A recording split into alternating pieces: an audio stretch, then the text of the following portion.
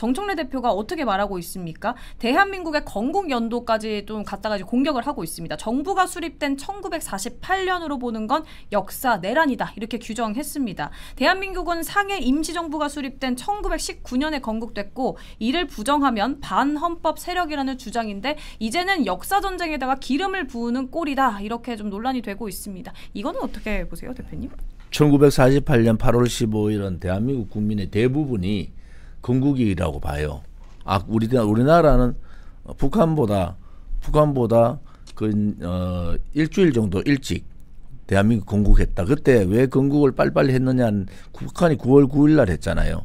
그런데 정청래의 하나의 편향된 그 인식, 소위 말하는 그 친북 주사파들의 인식에서 못 벗어나는 것이 북한의 9월 9일, 48년 9월 9일에 대해서 한마디도 안 해요. 좌파들은 대한민국의 건국절을 가지고 싸움을 해요. 그러면은 우리나라 헌법에는 그래 돼 있죠. 임시정부의 법통을 개성한다. 법통을 개성하는 거지. 임시정부가 건국일이 아니라는 것은 대한민국 말고 해외에서 다 알아요. 그럼 1948년 8월 15일 날, 7월 7일 날 헌법을 제정하고 8월 15일 날 헌법 하에서 나라를 건국했다. 이거는 대부분의 국민들이 그래 인식하는데 이걸 뒤집겠다는 거 아니에요. 그래서 그러한 소위 말하는 역사의 오류, 소위 이념적 잣대에 대한 역사의 오류를 가지고 국민하고 싸우겠다는 거 아닙니까? 지금 대한민국 국민들한테 대한민국 건국일이 언제냐고 물어보면 저는 90%가 1948년 8월 15일이라 그럴 거예요. 이러한 보편타당한 인식을 뒤집어서 역사전쟁을 하겠다. 노림수가 있죠. 노림수. 송원석, 너 비대위원장, 너 인정 안 해. 그러고 역사 논쟁 해가지고 또 4월 18일 날 건국을 주장하는 사람은 역사 내란이다. 이렇게 하는 노림수가 다른 쪽에 있습니다. 왼쪽을 치면서 오른쪽을 지금 하고 있잖아요. 자기들이 네. 원하는 법들을 논쟁을 시켜놓고 자기들이 원하는 법들을 3개월 안에 다 정리하겠다는 거 아닙니까? 김병기 원내대표나 정청래 그러니까 이제 저쪽에 이재명 용산 쪽에서는 이게 너무 많이 나가니까 지지율이 툭툭툭 떨어져요. 정청래대로 하면 지지율은 계속 떨어져 30%까지 막 떨어진다고요. 그러니까 이제 좀 두렵잖아요. 아 이건 뭐 저렇게 놔둘 수도 없고 그렇다 해가 정청래가 자기 말 듣는 것도 아니고 자기가 정청래도 당대표 경선할 때 지역 다녔잖아요. 친명 쪽의 사람들 아예 오질 않아.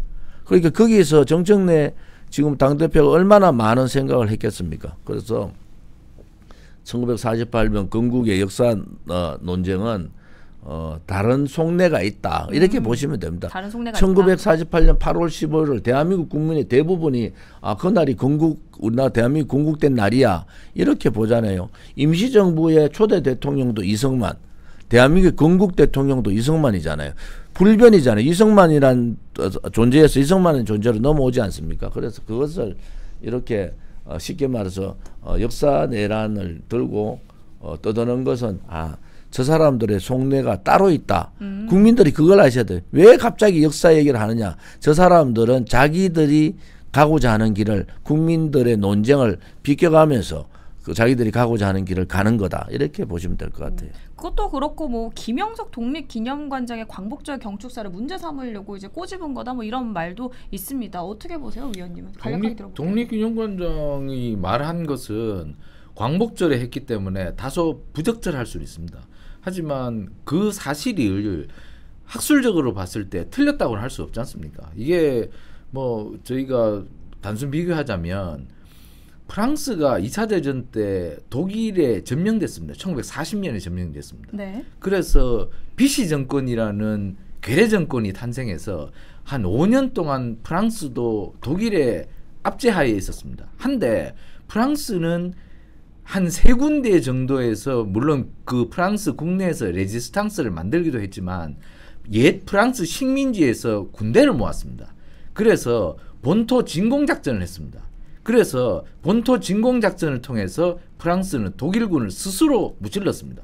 물론 노르망디 상륙작전이 있었지만 그런 측면에서 프랑스는 원래 그 프랑스가 독일에 점령당했을 때 한 10,000명밖에 군대가 남지 않았습니다. 한데 프랑스가 파리를 다시 탈환했을 때는 프랑스군이 한 50만 정도 불어나 있었습니다. 그렇기 때문에 프랑스는 독일을 스스로 무찌를 수가 있었습니다. 근데 우리나라는 사실상 국내 진공작전을 광복군이 하지 못했습니다. 광복군이 없었을, 수적으로도 열세였을 뿐만 아니라 일본이 워낙 셌기 때문에 해외에서 일본을 향해서 직접 진주하지를 못하는 겁니다. 우리가. 그게 현실적 역사였습니다. 그 현실적인 역사를 우리가 거부하거나 부인할 수 없습니다. 근데 그것을 현실을 사실로 얘기하면 민주당은 친일파라고 얘기해버립니다. 그것은 역사에 대한 제대로 된 인식이 없는 것이죠. 그렇다면 우리는 그런 거짓 역사를 내려가면 네. 한도 끝이 없이 계속 약소국이 될 수밖에 없습니다. 우리의 단점과 약점 그리고 우리가 세계사에 잘 몰랐던 그런 부분들 인정하지 않으면 우리가 강대국이 될 수 없습니다. 그렇기 때문에 항상 친일몰이 하는 사람들은 네. 그러한 역사의 오류에 빠져 있습니다. 근데 거기에 오류에 빠져서는 우리가 절대 깨어나는 민족이 될 수 없습니다. 그렇기 때문에 독립기념관의 말은 순수한 사실을 얘기한 것이죠. 하지만 광복절에 그렇게 얘기를 했다는 것은 다소 좀 부적절하고 시기에 맞지 않았습니다만 그러한 역사를 부정해서는 결코 승리하는 민족이 될 수 없습니다. 그렇기 때문에 민주당이 하는 말은 굉장히 부적절하다. 그리고 항상 민주당은 1945년, 1919년 자꾸 비교하는데 1919년 우리가 임시정부 세웠을 때는 영토가 없었습니다. 주권이 없었습니다. 그런데 그걸 국가라고 할 수 있습니까? 물론 1919년 임시정부는 사실상 우리 정신적인 국가죠.